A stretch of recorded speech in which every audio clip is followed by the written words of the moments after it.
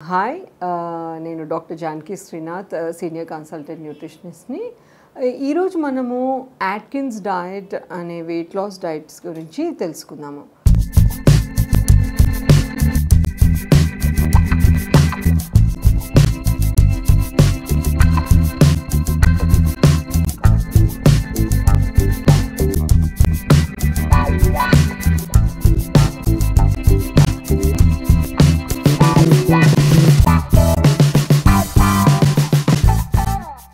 Atkins diet అనేది almost 1973లో begin చేయబడినది.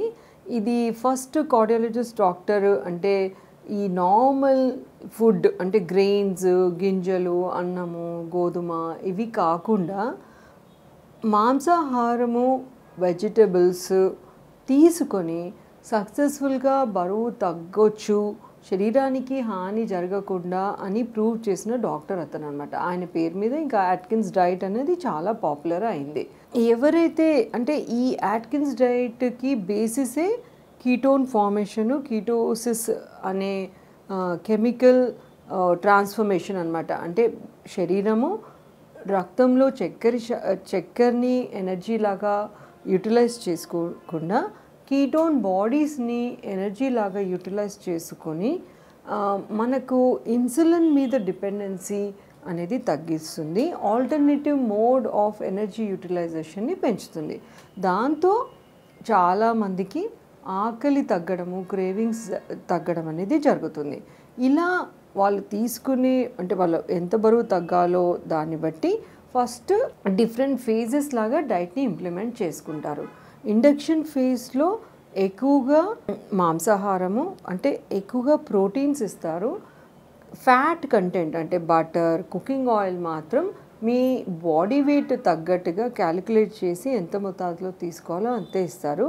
ప్లస్ ఈ టైంలో మాత్రం very restrictive list of vegetables తీసుకోవాల్సి ఉంటుంది. అంటే ఏదైతే వెజిటబుల్స్లో కార్బోహైడ్రేట్ శాతం ఎక్కువ ఉండదో, అంటే ఫర్ ఎగ్జాంపుల్ ఆకుకూరలు, క్యాప్సికమ్ అలాంటి చాలా అంటే బీరకాయ, సొరకాయ అట్లాంటి ఇండియన్ వెజిటబుల్స్ లిస్ట్ నేను చెప్తున్నాను.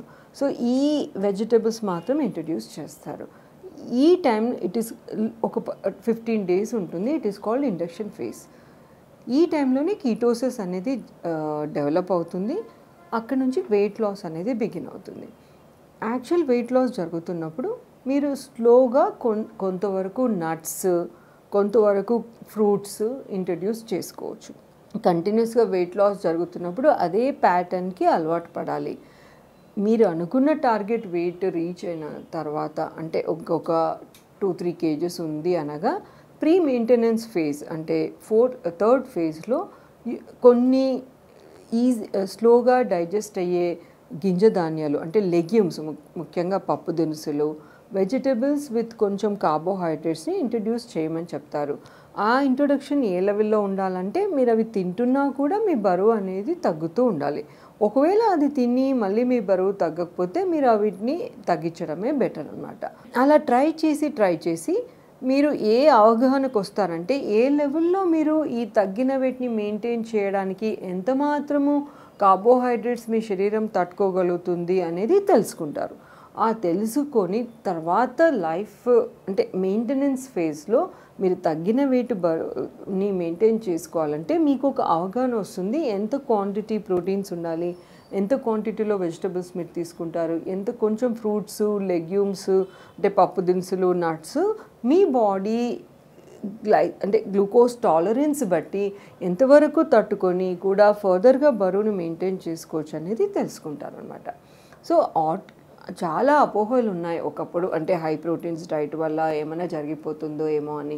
అంటే కొలెస్ట్రాల్ లెవెల్స్ పెరుగుతాయి, మెమరీ లాస్ అవుతుంది, లేదా కిడ్నీ ప్రాబ్లమ్స్ అనేవి వస్తాయని అపోహలు ఉన్నాయి.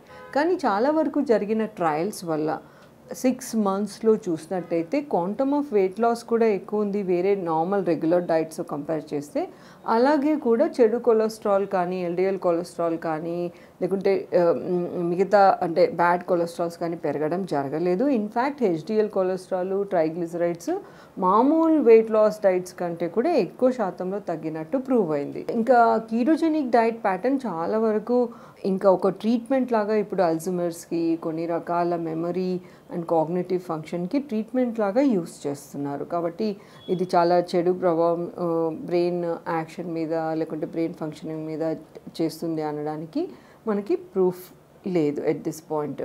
దెన్ ఇందులో ఉండే ప్రోటీన్ కూడా మనము ఒక్కసారి కీటోసిస్ ప్రాసెస్ సెట్ అయిన తర్వాత మన బాడీ వెయిట్కు తగ్గట్టుగా మనం క్యాలిక్యులేట్ చేసుకున్నట్టు చూస్తే ఇనఫ్ వెజిటబుల్స్ అన్నీ అంటే ఎలక్ట్రోలైట్స్, సాల్ట్, వాటర్, ఫ్లూయిడ్స్ మనం మెయింటైన్ చేసినట్టయితే రీనల్ ఫంక్షన్ మీద కూడా ఏమాత్రం నెగిటివ్ ప్రభావం లేదని చాలా స్టడీస్ ప్రూవ్ చేశాయి. కాబట్టి ఎవరికైతే డయాబెటిక్ టెండెన్సీ ఉంది, ఎవరైతే చాలా ఎక్కువ వెయిట్ తోటి ఒబెసిటీతో బాధపడుతున్నారో వాళ్ళు యాజ్ ఎ ట్రీట్మెంట్ థెరపీ ఇలాంటి high protein, fat based, vegetable based diet ఏదైతే యాట్కిన్స్ డైట్ రూపకంలో కూడా చక్కగా ఫాలో అవ్వచ్చు. మన ఇండియన్ స్టైల్ ఆఫ్ వెజిటబుల్స్ ఏవైతే లో కార్బోహైడ్రేట్ ఉన్నాయి, ఇండియన్ స్టైల్ ఆఫ్ ఫ్రూట్స్ ఏవైతే లో కార్బోహైడ్రేట్ ఉన్నాయి, ఎలా మనము మన వంటకాలకు తగ్గట్టుగా నాన్ వెజ్ని మనం కుక్ చేసుకోవచ్చో కొంచెం చక్కగా అడాప్ట్ చేసుకుంటే బాడీ మీద నెగిటివ్ ఎఫెక్ట్ లేకుండా, ఎక్కువగా మెడిసిన్స్ వాడకుండా, చాలా డిఫరెంట్ సర్జరీస్ లేకుండా తక్కువ సమయంలో ఎక్కువ వెయిట్ని ఈ డైట్ ద్వారా మనము తగ్గించుకోవచ్చు.